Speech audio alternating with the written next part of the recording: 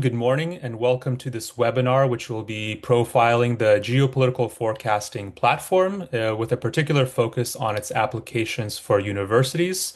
So, this webinar is hosted by New Lines Institute and Mantis Analytics. New Lines Institute is a DC-based foreign policy nonpartisan think tank, and Mantis Analytics is an AI and technology startup, and we'll introduce the Mantis CEO in just a minute or so.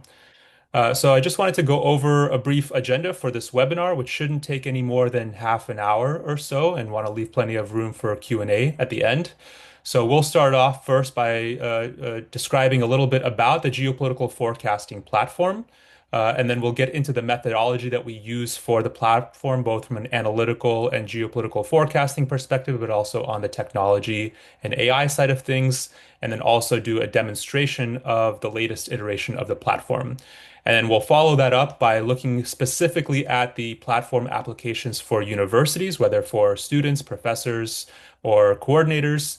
And then we'll talk about some of our upcoming events and the process to become an early adopter for the platform, and concluding, as I mentioned, with the Q&A session.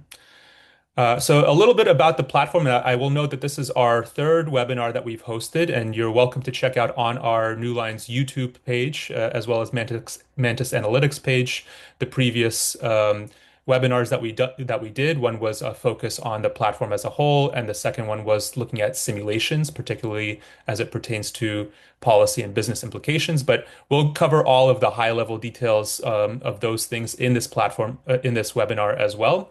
But just a little bit about this joint endeavor between New Lines and Mantis, which this is a AI-powered platform that is basically designed to forecast geopolitical trends and simulate their impacts, particularly when it comes to economics and supply chain, but also looking at things like humanitarian implications, policy implications, and really all of the above of what I've just mentioned.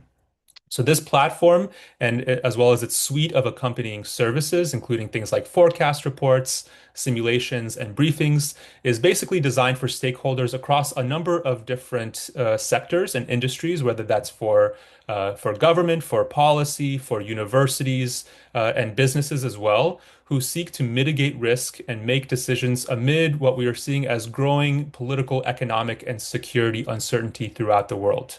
And the platform is also designed to demonstrate how geopolitical shocks, and whether that's from a conflict perspective, from policy changes, trade restrictions, etc., can cascade, and offers also a structured environment for not only staying on top of the situation that's happening around the world, but also being able to predict and anticipate geopolitical trends. Now, in terms of relevance for universities in particular, I think it's very important to note that, with this kind of dynamic and rapidly changing world that I've already mentioned, it's very critical nowadays to stay informed of policy decisions, but also their implications and impacts. And that applies to students, to professors, and future leaders, which of course students will become. So this platform is basically designed to be a one-stop shop for global situational awareness, and it's particularly relevant in the academic and university space, as it has a collection of various types of data inputs, which I'll get into in just a minute, that are both carefully curated by the analytical team here at New Lines Institute, as well as supplemented with AI-assisted inputs that is real-time in terms of updates and really broad in terms of global coverage. So this combination of our efforts is designed to ensure both depth and breadth of staying situationally aware with so much going on in the world, basically trying to detect the signal from the noise. But I want to emphasize that this platform is not just about understanding what's currently happening, but also it is meant to be able to focus on the future and anticipating these types of geopolitical trends and events. So here I really emphasize the importance of forecasting. This is a critical part of the work that we do at New Lines. And the idea here is that globally relevant forecast scenarios and their probability will help inform decision making basically at all levels. So we use it at New Lines for our policy and government engagements in terms of informing policy recommendations that we make across various topics, regions, and themes. But it's no less importantly can be used as a risk management tool for businesses, as well as an emergency response and coordination mechanism for NGOs like humanitarian organizations. And so we've worked across the policy, business, NGO, and university space to make sure that this is as relevant and as actionable as possible. So in terms of the methodology that we use, and there's really two components here, the geopolitical and the technological. So I'll just very briefly, I won't get into a lot of detail, and we went into more depth in the first webinar that we hosted on this, so you're welcome to check that out. But basically, what we employ, what we call the strategic analysis and forecasting framework to both analyze and forecast geopolitical trends. And there's really six key steps to this framework. First is starting with a topic, question, and time frame. So really it's about establishing the scope of what it is that you are analyzing and predicting. So for example, you can look at what is what is the status and what is the outlook for the Russia-Ukraine conflict. That's the topic. Over the next year, over 2026. We can look at something even more narrow than that. For example, what is the outlook for US political stability in the next quarter? Or it can be much broader and higher level, such as what is the outlook for the global energy and climate transition over the next decade? So once that, scope has been identified, then we look at identifying key actors, both state and non-state actors, and conducting strategic analysis. And really, we interpret that quite literally. We're trying to analyze the strategy and decision making of those actors. And here we incorporate a lot of different analytical approaches, whether that's geopolitical analysis, human agency analysis, connectivity analysis, and things of that nature. So it's a really all-encompassing, multi-dimensional analytical approach. And then you get into the day-to-day work of actually identifying key indicators, the things that indicate trend lines across political, economic, security, and diplomatic spheres, and incorporating various types of data inputs against those indicators. So whether that's open source monitoring, whether that's statistical databases for research, or even field work that we employ, all over the world with contact networks, in many countries around the world. So those are all of the data inputs that we basically collect and analyze according to those indicators and strategic analysis that we built out. From there, you can produce a net assessment, or you can think of that as a high level, basically current status of a particular issue.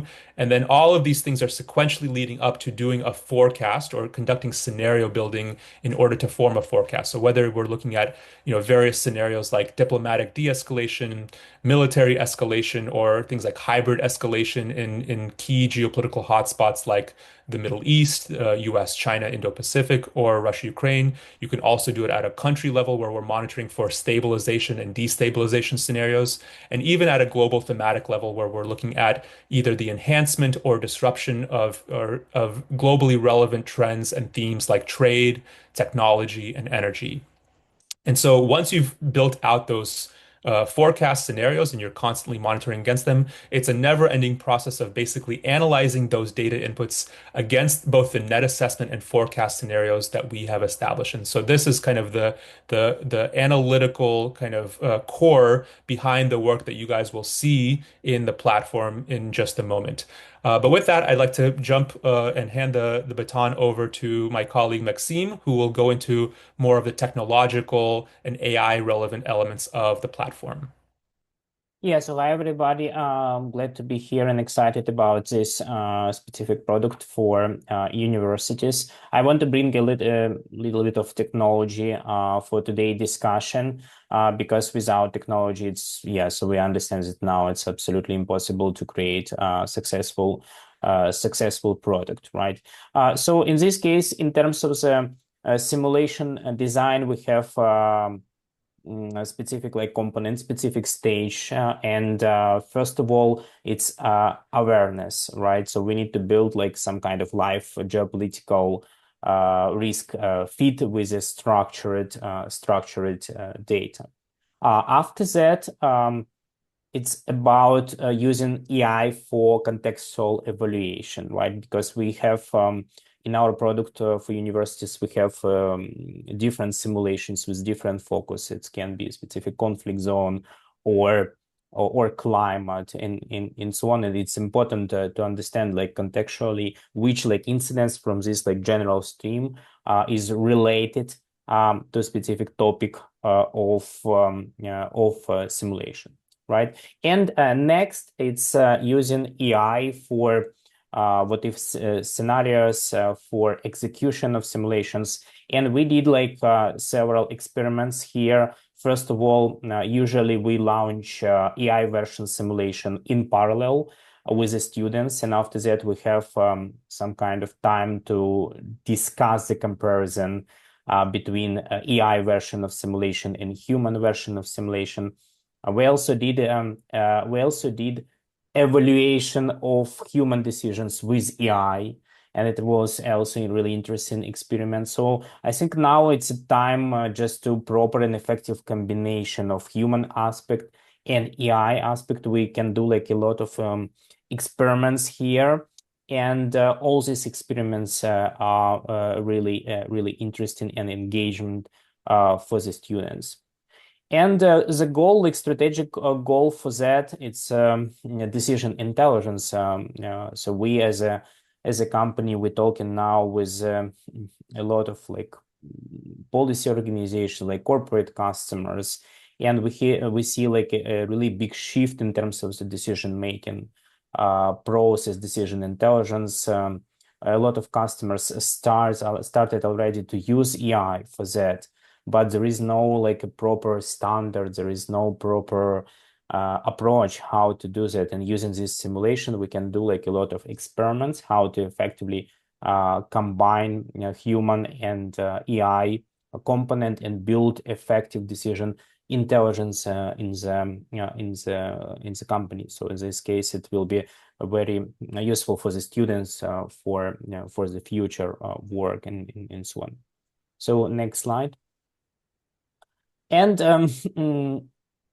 in terms of the using AI for simulation, so definitely we have also some kind of evolutional process, and that process we as a technological startup is going on right now. So the simplest way to run simulation now, it's using like static LLM models. So even like with the ChatGPT and so on, we can run like basic simulations. So so in this case we have some kind of very low barrier for general adoptions for the simulation. So simple simulations can be launched like very easily, right?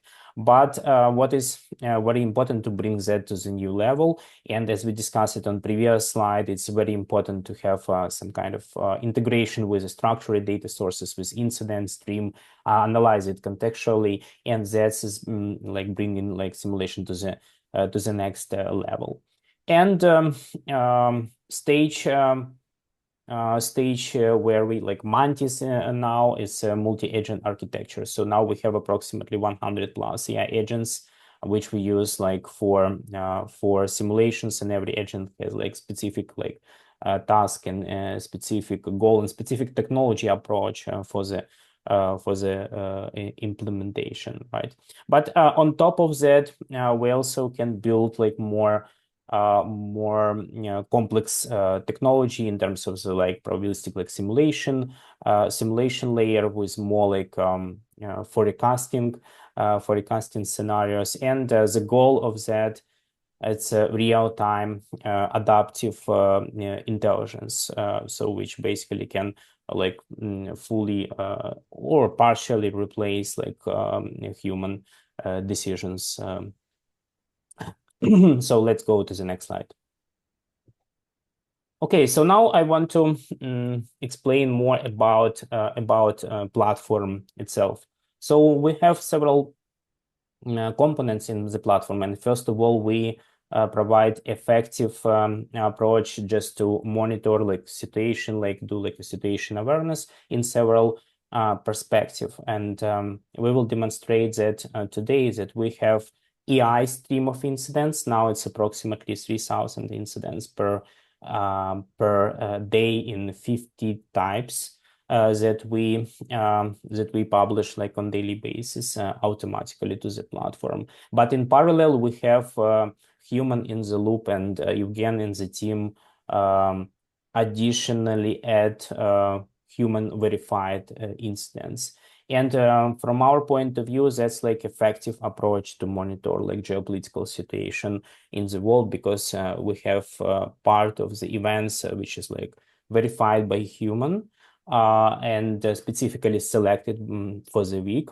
But definitely we need some time for verification. But from another perspective, we have AI stream of incidents, which is coming basically in real-time mode. So in this case, we can analyze situation from different perspectives.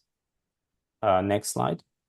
Um, Okay, so another like a really big impressive insight that we got from corporate customers is that static dashboards mostly don't work anymore. So mm, now it's time for more like visual and actionable dashboards, visualization, and so on. And that's exactly what we do in the platform. So, for example, we visualize like global trade flows, we highlight important data points, we highlight impact of the tariff changes or sanctions and so on, and we visually show that on the platform. And that is a part of the simulation process because, for example, situation with the trade flow is also like important factor to take decisions for this simulation. And such kind of interactive visualizations really help to make these effective decisions. Next slide. Simulation process, we already discussed it on previous slides, but now all this scenario modeling is integrated in the platform. So the whole process of the simulation is executed inside a platform. So we have scenarios.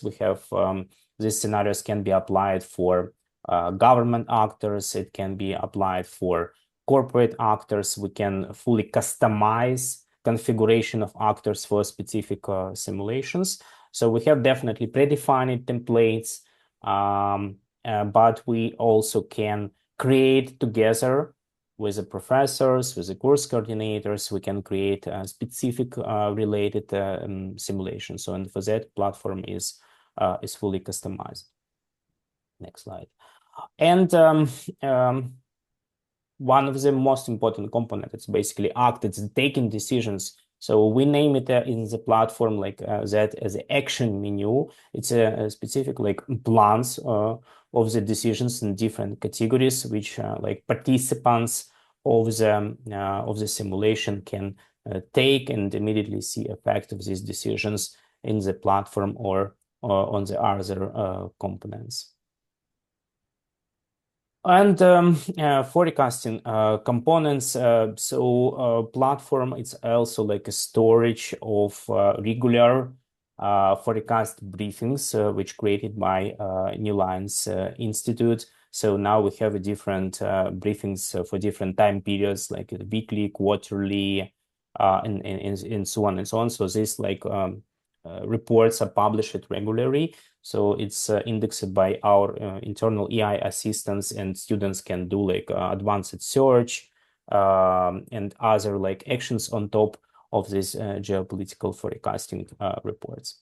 That's it from my side, and I give like microphone to you again back. Great. Thanks so much, Maxime. So I'm going to stop here for very briefly. And what I'll do now is, I think Maxime gave a great overview, but I'll just do a very quick live demo of all of those features that Maxime just went over. So let me just pull this up one moment.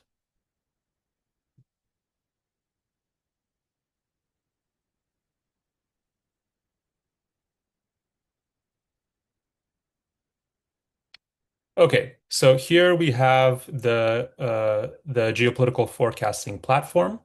And so there's a few different features here, and as you can see, quite a lot going on this global map. So I wanted to start off by mentioning that we have developed what we call strategic profiles for numerous countries throughout the world, here in the US, several countries in Latin America, Europe, Middle East, so on and so forth. And so here, this basically gives you kind of an idea of some of the key statistics related to a country, their key leader, population, some economic statistics and military spending. And then if you click on see details, it will take you to our forecast report that's the most up to date and relevant to that particular country. So here, as you can see, we do forecasting across various geopolitical hotspots, various global connectivity themes like trade, technology, and energy. And then we also forecast various country level hotspots. So here, Democratic Republic of Congo, Colombia, countries throughout South Asia and the Middle East. We examine not only what is the current status of those countries, but also where are they trending towards, in this case, over the next quarter. So that's the first feature. The second feature, which Maxime already went into, is our global incident feed. So as you can see here, we've got all of these circles, and these are categorized by different themes and things like that. And you can filter these global incidents, which do get updated on a regular basis by numerous different categories. So number one, what Maxime already brought up was we have what we call AI verified incidents. So here, this is the part that's updated every single day. As you can see, we have many things, just from the last few hours alone across the world, and you can kind of zoom in on if you want to focus on specific countries, things of that nature. So this is kind of think of this as your live geopolitical incident feed. Now, in parallel to that, we have this human verified feed. So if you apply here, as you can see, a lot less items here. And this is basically a curated list of what we at New Lines and our analytical team consider to be the most geopolitically significant details and updates, from on a periodic basis. And these are updated every single week. And so, for example, if you see here, we had this report of U.S. forces seizing a shadow fleet oil tanker that was smuggling Iranian oil. That will give you some details about what actually happened, which we summarize here below. We give it a severity or impact level. So this was a particularly significant item. This happened on December 11th, so last Friday. And if you click on the web, it will actually take you to the original article, the original source of that information, and so on and so forth. So we've got, items, if we zoom out for the entire world, we've got items related to, drills happening between the US and Japan, Russia drone attacks, Gaza ceasefire getting stalled, so on and so forth. So we usually update this about 20 to 30 items per week. So you can think of the AI incident feed as maintaining your top line sort of situational awareness, and then trying to understand what was the most significant. We have this human verified component. So you can also filter these incidents by the different types of actions. So security, economic, diplomatic, and even more specific when we get into things like cybersecurity, economy, natural disasters, so on and so forth. You can also rank them by severity and impact that we assign to them, or you can categorize them and sort them by location as well. So this is really the key to maintaining that situational awareness that we already talked about. And this is in a very interactive way as well. Finally, we've got, I should say, second to last, we've got the trade flows, the interactive trade flows. So this is a part of the platform that I think is highly relevant and highly interactive. So I know there's quite a lot going on this screen, but for example, if you want to isolate, US, and here we're looking US as an exporter, importer are to most major countries, and here you can sort by the different categories. So we're looking at total trade, but you can look at things like energy supplies like coal, crude oil, natural gas. We can look at things like steel and rare earth elements, and even very specific things like hydraulic motors, filters, and actuators. So it really depends on the level of specificity that you need, but we've got a lot of these trade categories covered, and we can look at it, going back year by year.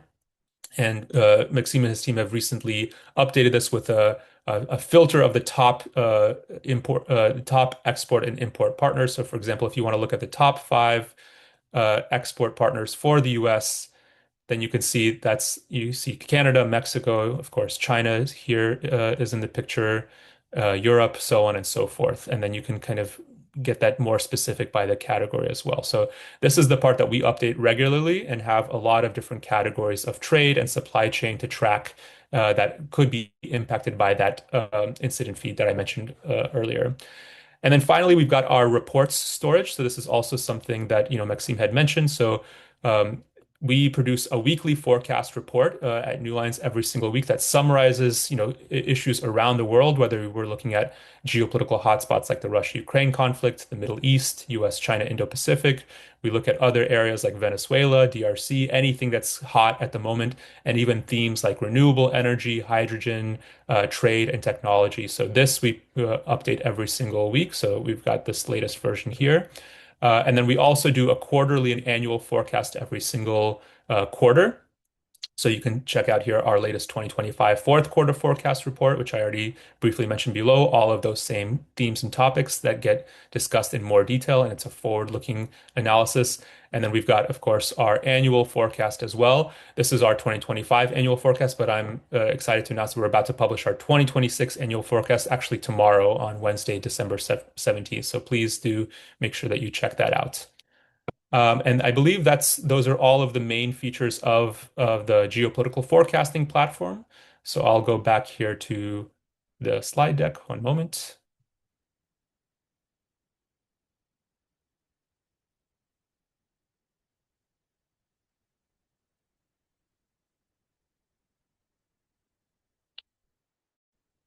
Okay, so I want to kind of round out by mentioning, a very important part of what we just went over. So in addition to our, global situational awareness, we're always having an eye towards the future and being able to forecast these geopolitical trends.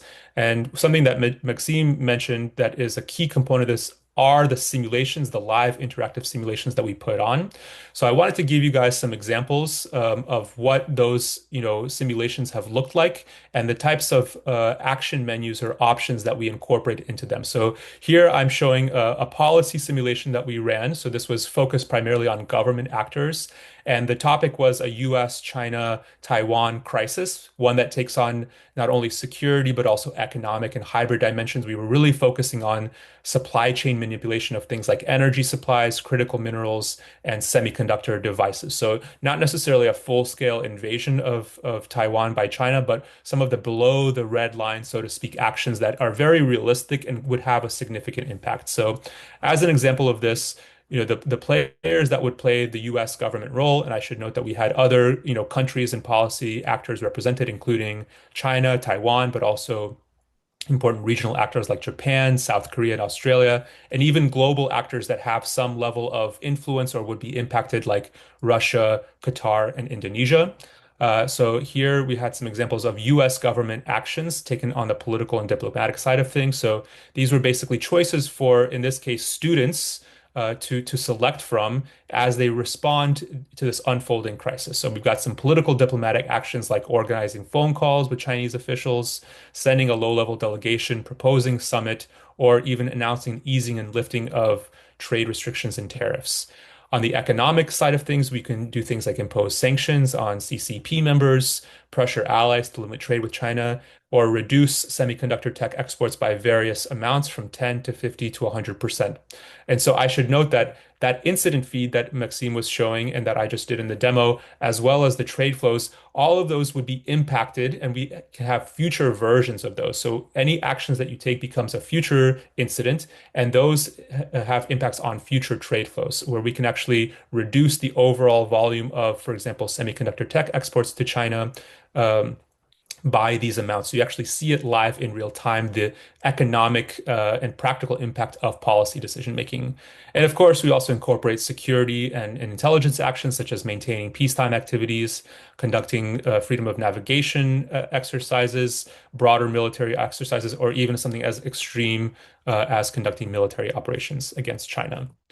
Now, we use the policy simulation as basically the jumping off point for where it's relevant for business level and company level simulations. And so here you have an entirely different option menu. So rather than being policy actors, you are operating at the company level where your decision options entail things like supply chain, cost and efficiency, maintaining current source structure, shifting some of the sourcing of your supply chain to alternative international locations, or perhaps even implementing additional domestic sources.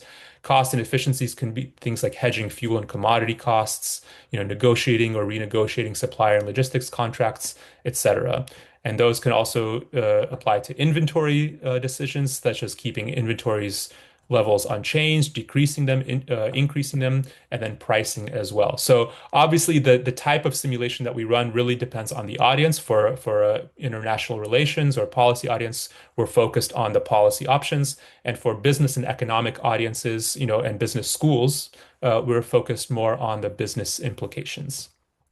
And along those lines, we look at various metrics of company performance that we can actually assess those actions by. And this is more applicable to the business side, but we can have different versions of this for the policy side as well. So different things like financial metrics, operational metrics, strategic and risk metrics, and customer and market metrics. So basically, once we run the simulations, we're able to assess the actions taken by the students and by the university members according to the different kind of performance metrics that we have previously established. And so just to kind of wrap up here over the next few minutes, because I do want to give some time for Q&A. So the uses of this platform, there's really three key uses when it comes to the university level. So one is what I just went over in the live demo, is that the platform itself can be thought of as a virtual interactive textbook, right? So we not only have regularly updated, even minute by minute updated items every single day. We also have a curated version of those incidents updated every single week. And then we produce forecast reports on a weekly, quarterly, and annual basis.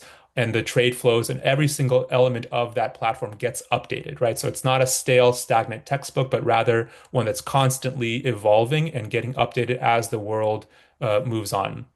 You can also use it as a supplement if you're at the professor level for your lectures or for your presentations. So if you want to highlight a particular region, a particular topic, it's an excellent use for that. And then for the most interactive use of the platform is simulations. And you can see on this bottom right photo, this was actually a simulation that we ran this past semester at Johns Hopkins University. And as you can see, the students are quite engaged. There's negotiations and discussions going on.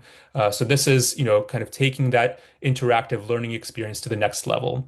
As I've already mentioned, the levels of engagement that we can have at the university level, varies with the platform. So students can get direct access to it, but we can also work with professors or departmental chairs in organizing things like simulations and incorporating it into lectures.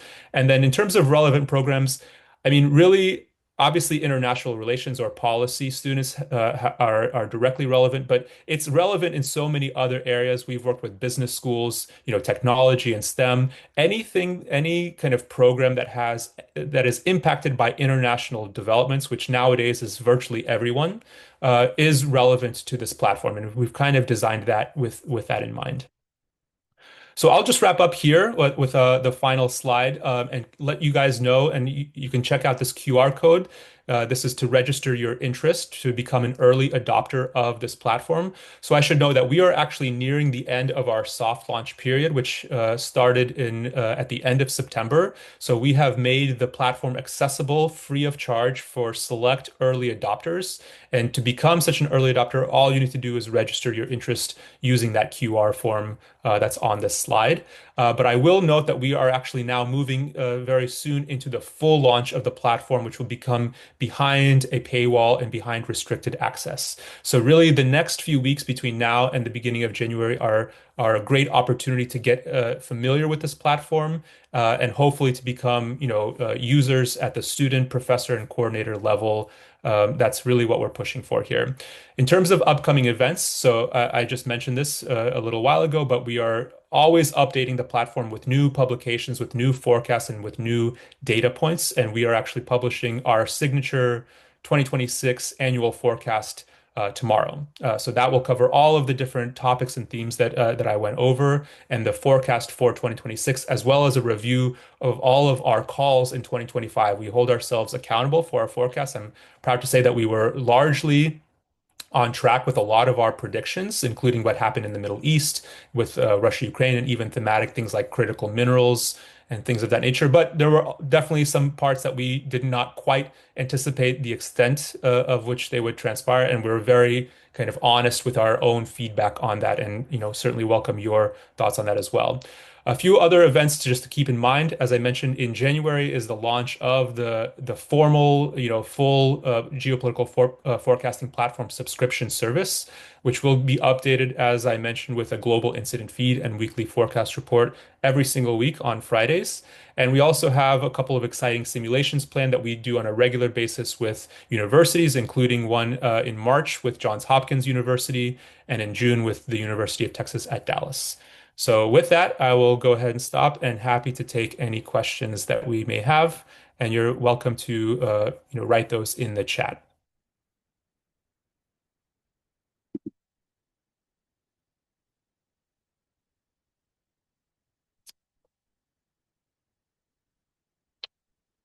Okay, so I'm seeing one question here in terms of the level of customization of the platform, particularly where it relates to simulations. So, yeah, it's a very good question. And I should note here that we have designed basically broader categories of simulations that we have executed, in various formats, whether it's at the university level, but we also do this at the professional level as well. And those really correspond to our primary areas of coverage in terms of geopolitical forecasting. So, for example, we have a simulation that I've already talked about on the US, China, Taiwan topic, looking at the intersection of geopolitical developments, economic statecraft, diplomacy, and supply chain implications.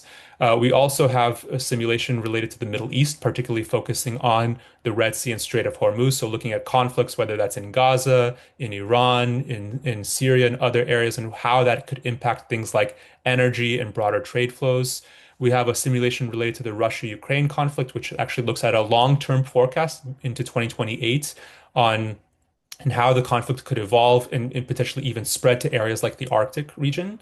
And then finally, we have thematic simulations like a climate and extreme weather disruption. So we are always happy to kind of modify and customize those broader topics that we have, dozens and dozens of examples of simulations for those. But on a select basis, we're all also glad to design customized simulations based off of the needs of, whether it's at a professor level or at the university level as well. I see another question here in terms of how long is the typical simulation. So that's a very good question. So we have actually designed these simulations really with the university audience in mind. And so I would say that our average typical simulation, we do it in 2 hours, basically designed around a master's level course time. Now, I will say that we can make that, certainly we can extend that longer if that's the interest, or we can even do it as short as 1 hour. But we really pack it in and make it very dynamic. I also will mention that, we do, prior to simulations, we do an info session, which can happen either the day of, or we can do it even a week before, where we go over, the platform that I just kind of, mentioned, where we go over the rules of the game, so to speak, give students, some time to kind of absorb that information, and it's followed by a post-simulation report. But I would say on average about 2 hours, but we can certainly, adjust that as needed. And so we've got a question here from John. How are the simulations developed in-house or in collaboration with the client slash university? Very good question, John. So basically, the answer to your question is both. We develop these simulations primarily first and foremost in-house. As I mentioned, it leverages the day-to-day work that we're doing on the analytical and forecasting side. And actually, these simulations have helped us sharpen our forecast, and we've been able to anticipate things like, for example, the Israel and US strikes in Iran last year, or some of the critical minerals disruptions, associated with China and Taiwan. But we have also, used those simulation topics in collaboration with a client or with the university to modify them, because the ultimate goal is to make them suitable towards the needs of the audience, right? So in a university setting, we can make modifications to those core simulations that we've designed, and on a select case by case basis, we can design it around a whole different topic, because we do have global coverage for what we can do. So whether you're interested in what's going on right now in Venezuela and Latin America, conflict dynamics in the DRC and Sudan and Africa, we're definitely able to collaborate in terms of with the professor and with the university leadership to design custom versions of those simulations. And so we have another question here. How do we find the objective function to make it a competition? Very good question. So part of the the info session that I mentioned prior to simulations is we lay out very clearly, and this will obviously depend on each classroom. But what are the objectives of the simulation? I think from a high level perspective, we have is we have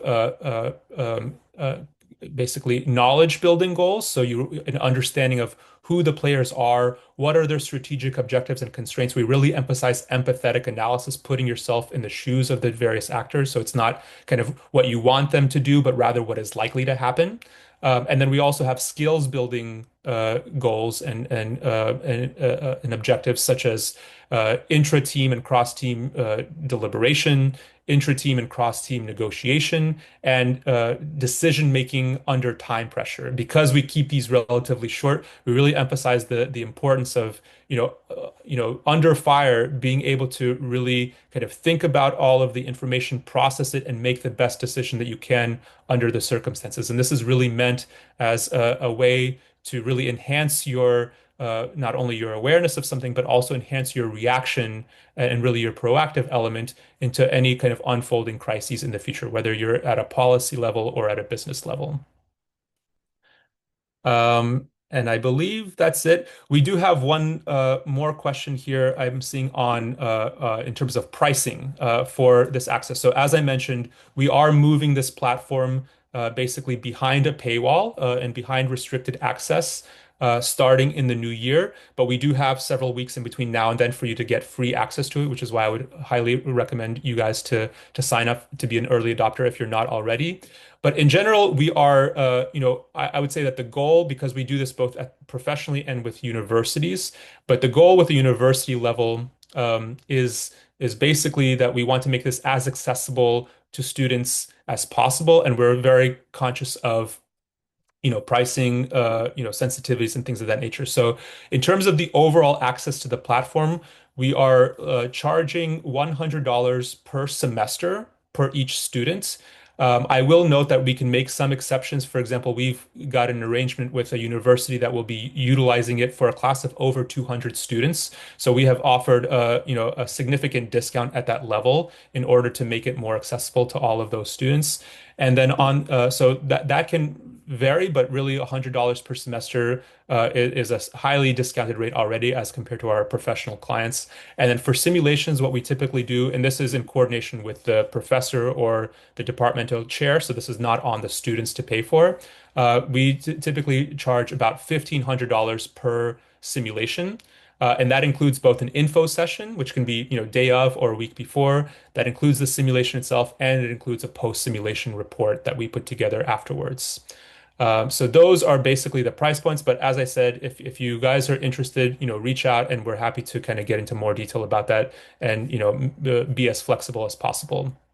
And I see there's one last question on, is there a quantifiable measure of results? Very good question, Ricardo. And the answer is yes, particularly when it comes to the business level simulation, where we have that, those metrics that we've assigned, but we are also adopting that for the policy level simulation as well. And really what we do is that because we're looking at the concrete impacts of geopolitical incidents and trends on things like supply chains, on trade flows, it's very, there is very much a quantifiable component of this, right? We're getting kind of beyond the qualitative and looking at the quantifiable component. And we also assess, as Maxime mentioned, both kind of internally in-house, and we assess through AI tools in evaluation of each of the decisions. So there may not be a direct winner, so to speak, although in some cases that may be the case, but you can clearly evaluate the decisions that the students and or the professors took against their objectives and constraints and what they were trying to achieve.